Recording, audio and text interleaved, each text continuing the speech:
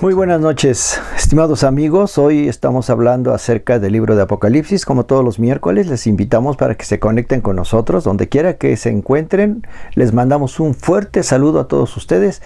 Y precisamente hoy estamos hablando a la iglesia de Cristo. No importa la denominación, cómo se llamen, puede ser cristiana, católica, ortodoxa, anglicana, luterana, metodista, bautista, presbiteriana, pentecostal, cualquier denominación del cual tú asistas. Quiero decirte que este mensaje es para las iglesias cristianas. No debemos estar pensando mal de una iglesia y hablar mal de alguna iglesia en especial, porque quiero decirte, querido amigo, que la iglesia es de Cristo y los pastores y sacerdotes solamente somos los que cuidamos de la iglesia, pero el dueño de la iglesia es Jesús. Jesús es el dueño de la iglesia. Por eso en el libro de Apocalipsis, en el capítulo 2, el mensaje que Jesús da a la iglesia en Éfeso, la palabra Éfeso quiere decir admirable porque era una ciudad cosmopolita, un puerto donde había llegaba mucha gente que venía de lejos, una ciudad increíble, bien estructurada, bien organizada, comercialmente iba para arriba, es decir, una ciudad muy importante como el puerto de Veracruz, donde llegan mercancías de todo el mundo, como otros puertos a nivel internacional. Así era la iglesia de Éfeso, solo que tenía una estatua a Diana, que era un templo grandioso donde se ofrecían pues sacrificios, pero también había prostitutas sagradas. Se ofrecían a los extranjeros que llegaban a ese lugar, a esa ciudad, y bueno, pues era un culto a la fertilidad, precisamente. En ese contexto, Jesús escribe a la iglesia en Éfeso para darle una exhortación y dice, escribe al ángel de la iglesia. Algunas personas me preguntan, ¿qué quiere decir el ángel? ¿Quiere decir que le está escribiendo al pastor, al sacerdote, al obispo, al superintendente, como quieran llamarle? No, le está hablando al ángel que cuida de esa iglesia. Entonces entendemos que hay ángeles que cuidan de las iglesias. Las iglesias toman su decisión, pero hay ángeles que están al tanto de la iglesia. Son los que dan, pues hasta cierto punto, como si fueran supervisores. Ellos son los que dan un balance de cómo está esa iglesia. Por eso dice, escribe al ángel de la iglesia, el ángel que cuida de esa iglesia o que está al tanto de la iglesia. No quiere decir que se inmiscuyen los ángeles o el Señor en los asuntos de la iglesia internos, no.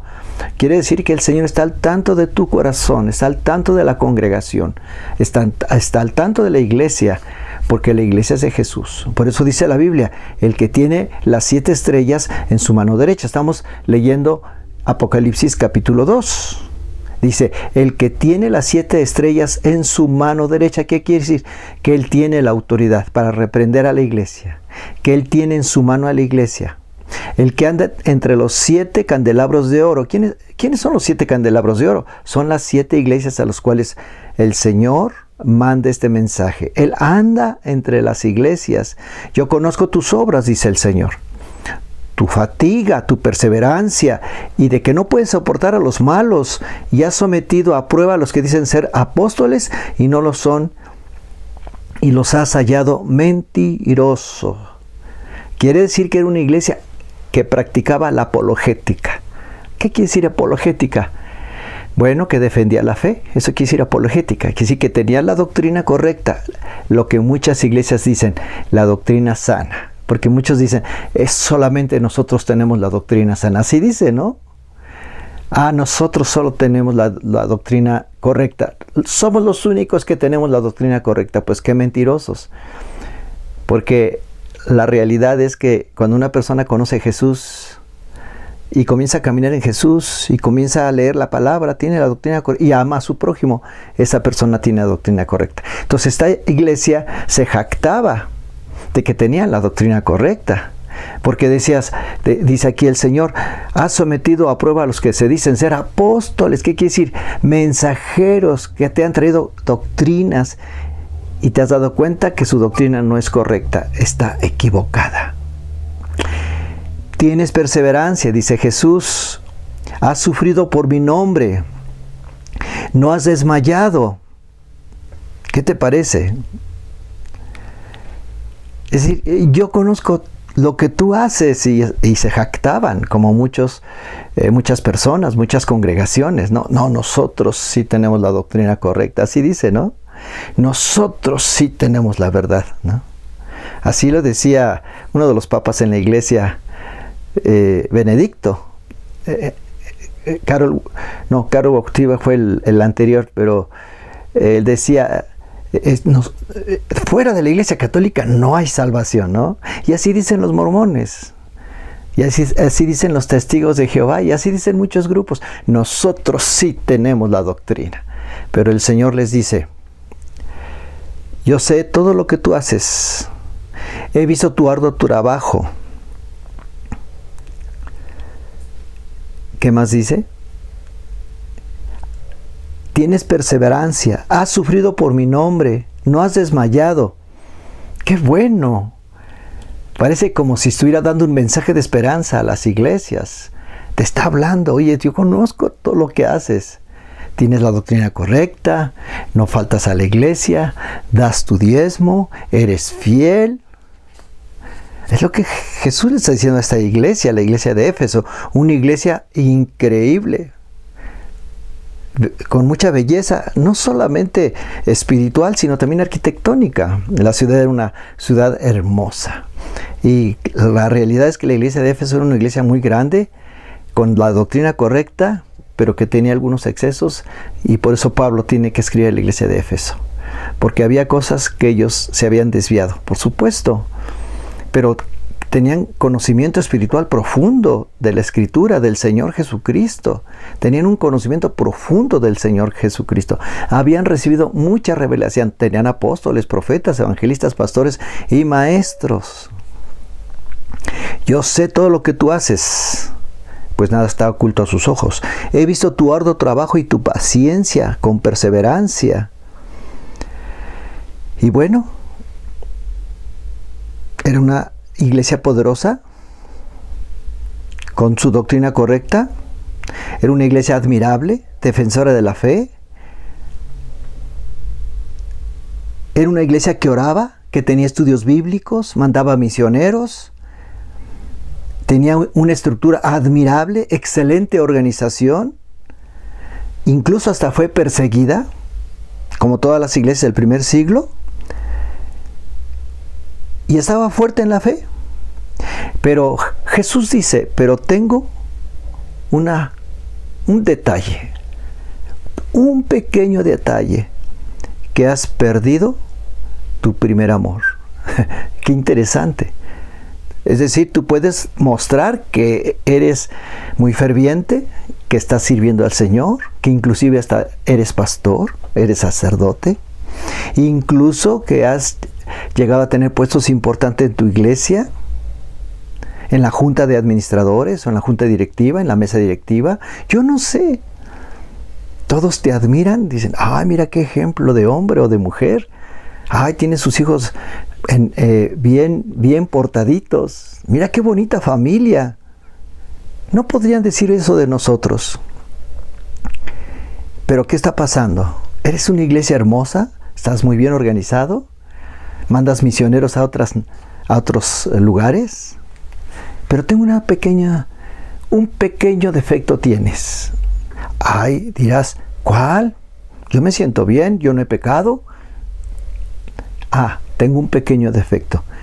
Tienes un pequeño defecto, que has perdido tu primer amor. Nada más. Eso es todo. Te felicito por ser una buena iglesia, por ser un buen cristiano y ser un buen creyente, que no dejas de ir a la iglesia, que cumples con todos tus deberes, pero tengo un pequeño problema contra ti, que has perdido la pasión. Has perdido tu primer amor. El fuego que había en ti ya desapareció hace muchos años. Ya no tienes la misma pasión por mí, dice el Señor. Solo lo haces por rutina. Te has convertido en un cristiano rutinario. Te has amoldado. Y esto no es agradable a los ojos del Señor, según nos dice Apocalipsis. Quizá nosotros vivimos del pasado, de cuando nos convertimos, cuando nos hicimos cristianos. Quizá muchos hasta pueden decir, es que yo soy hijo de pastor. Otros pueden decir, ay, es que yo conozco a Cristo desde chiquito. Pues yo nunca he dejado de ir a la iglesia, ¿verdad? Es posible que vengas de familia cristiana de muchas generaciones y puedas presumir de que tu tío es pastor, de que tu papá es pastor, de que tu tío es el obispo de tal diócesis en tal lugar. De que tienes un tío sacerdote. Puedes presumir de que, bueno, pues es que yo hasta ayudo a la iglesia. Pero dice Jesús, tengo unas pocas cosas contra ti, que has perdido tu primer amor. Y posiblemente, o quizá no lo tuviste, o quizá sí lo tuviste, pero quizá ahora, ¿cómo estás viviendo la vida de Jesús? ¿Sigues con esa misma pasión, ese mismo fuego, o ya te enfriaste? Solo quedó simplemente como una herencia, como una reminiscencia, como algo que pasó, algo que sucedió, algo que tuviste, pero que posiblemente ya no lo tienes. Pero Jesús nos dice, recuerda por tanto de dónde has caído y arrepiéntete y haz las obras que hiciste al principio. Como si Jesús te dijera, quiero que traigas a la memoria cómo me amabas, porque se me hace que ya no me amas como me amaste en un principio. Conozco personas que oran en lenguas, han estado en congresos carismáticos, han puesto sus manos sobre ellos y oran en lenguas, pero solamente las lenguas se les han quedado simplemente como un bello recuerdo, pero su vida espiritual está por los suelos. Incluso se han amoldado al mundo y hacen las cosas que todos hacen. Y Jesús les sigue diciendo, tienes nombre de que vives, pero estás muerto. Arrepiéntete. ¿Qué quiere decir la palabra arrepentimiento? Arrepiéntete, vuélvete a mí otra vez. Pero si no te arrepientes, vendré y quitaré tu candelabro de su lugar entre las iglesias. ¿Qué quiere decir quitar el candelabro? ¿Qué quiere decir? Quiere decir, te voy a desconocer. No sé quién eres. Tus oraciones y tus peticiones serán vanas. Ya no te reconozco como mi iglesia. Qué trágico que tengas apariencia de que vive, pero que estás muerto. ¿No crees que es tiempo de arrepentirnos? ¿No crees que es tiempo de regresar a Dios? ¿No crees que es tiempo de decirle, Señor, ayúdame? Reconozco que he estado mal, que he perdido el fuego, he perdido la pasión. Ya no es la misma pasión que cuando yo te conocí, cuando salí a predicar a las plazas, cuando mi pasión, mi corazón ardía cada que escuchaba tu nombre, cada que iba a la iglesia, no me perdía ninguna reunión. Para mí era maravilloso estar contigo, Señor. Pero ¿sabes qué, Padre? Lo he perdido. Ayúdame, perdóname y dame otra oportunidad. Y Jesús le dice a la iglesia, sin embargo, tengo algo bueno en ti, que aborreces las obras de los nicolaitas, las cuales yo también aborrezco. ¿Quiénes eran los nicolaitas? Pues era una secta del primer siglo. Era un grupo de creyentes que trataban de vivir el cristianismo, mezclarlo con costumbres paganas. Es decir, ellos permitían que los cristianos fueran cristianos, pero que también siguieran las costumbres religiosas o heréticas de aquel tiempo, porque la iglesia siempre, desde el primer siglo, se introdujeron gente que decían ser apóstoles, ¿no? Y no lo eran, o maestros de la Biblia. Siempre ha pasado esto en la iglesia desde el primer siglo del cristianismo, siempre. Había un grupo que decía que Jesucristo no había venido en carne, sino que solamente había venido aparentemente, que había vivido aparentemente y que había muerto aparentemente. Es la doctrina gnóstica, se había introducido en la iglesia. Y otro grupo que decían que Jesucristo no era Dios, que era un ángel solamente, que había un solo Dios. Claro que hay un solo Dios, pero la Escritura nos revela que es un solo Dios y tres personas distintas. Un solo Dios verdadero y tres personas distintas. Y además no había canon de la Escritura de la Biblia como lo conocemos hoy. Había escritos de las epístolas de Pablo y había escritos de los evangelios. Y los primeros que comenzaron a circular en las iglesias fueron los escritos del apóstol Pablo. En el año 50, digamos, 60, 70, eran los escritos que se leían en las iglesias y también, por supuesto, los evangelios, posteriormente los evangelios. Pero Pablo lo dijo. ¿Quiénes son los nicolaitas? Falsos maestros que se introducen en las iglesias para tratarnos de desviarnos de la verdad. Hechos capítulo 20, versículo 29 y 30 dice: sé que después de mi salida, está hablando Pablo, vendrán en medio de ustedes falsos maestros como lobos rapaces y no perdonarán al rebaño. Incluso algunos hombres de su propio grupo se levantarán y distorsionarán la verdad para poder juntar seguidores.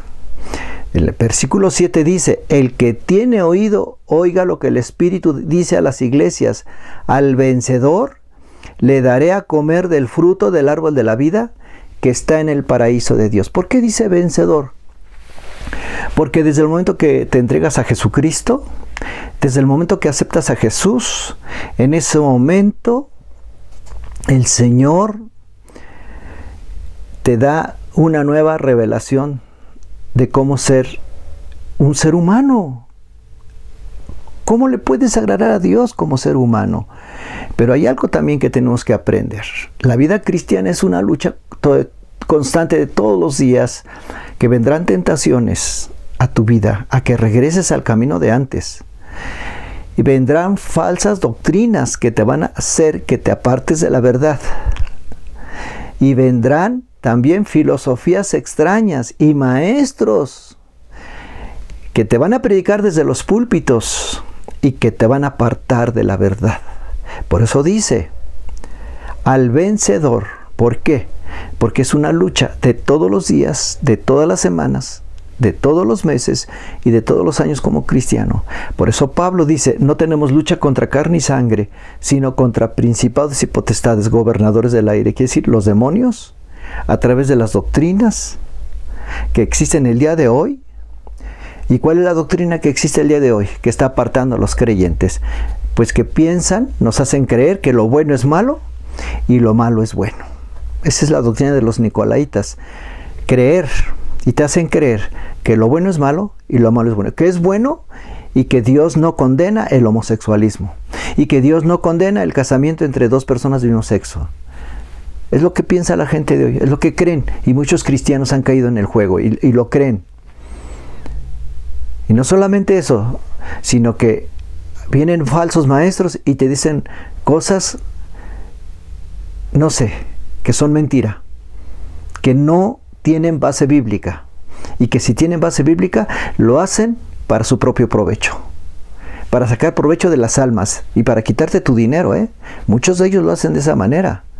Así que ten mucho cuidado con las falsas doctrinas. Por eso dice la Biblia, al que venciere, le daré de comer del árbol de la vida que está en el paraíso de Dios. ¿Qué quiere decir comer del árbol, del fruto del árbol de la vida que está en el paraíso de Dios? Quiere decir participar de todas las alegrías que tendremos los justos cuando estemos en el paraíso de Dios. Lugar de delicias, eso es paraíso, donde disfrutaremos la presencia de Dios. Y esto sí que es un paraíso, disfrutar la presencia de Dios, estar junto al Padre, junto al Hijo y junto al Espíritu Santo por toda la eternidad. Eso quiere decir paraíso de Dios. Nos dará a comer del fruto del árbol de la vida que está en el paraíso de Dios. Y hay una leyenda judía que dice que el árbol de la vida era para la sanidad de todas las naciones. Aquel que tuviera la oportunidad de comer de ese fruto del árbol de la vida, nunca se iba a enfermar y se iba a curar de cualquier enfermedad. Y creo que tiene mucha razón. Pero ese árbol de la vida fue quitado del paraíso y Dios se lo llevó al cielo. Allá está. Ahora, ¿quién es el árbol de vida para nosotros? ¿Quién es para nosotros el fruto del árbol de vida? Es Jesucristo. Cuando tú comes del Señor, de su palabra, cuando tú tienes comunión con Dios por medio de Jesucristo, y cuando tú amas a Jesús, Él ha prometido sanarte. Como dice Isaías 53, por la llaga de Cristo somos curados. Eso es comer del fruto del árbol de la vida. Conocer a Jesús y tener comunión con Él, y cuando tú mueras, seguir teniendo comunión con Él.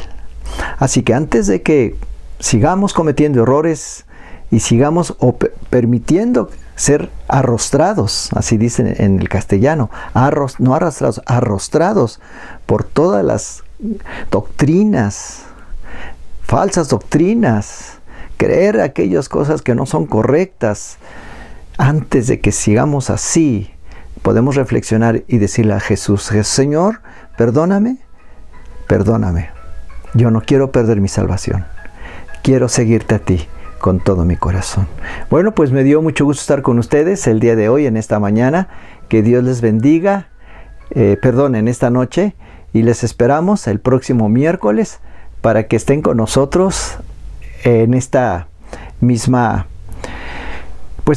plática. La siguiente plática es mensaje a la iglesia de Esmirna. La palabra Esmirna es mirra, porque esa ciudad era un lugar donde se elaboraba la mirra, que era un material muy caro que se usaba para embalsamar a los muertos, pero también se usaba como una joya. Así que pues me dio mucho gusto estar con ustedes. Les espero la próxima plática.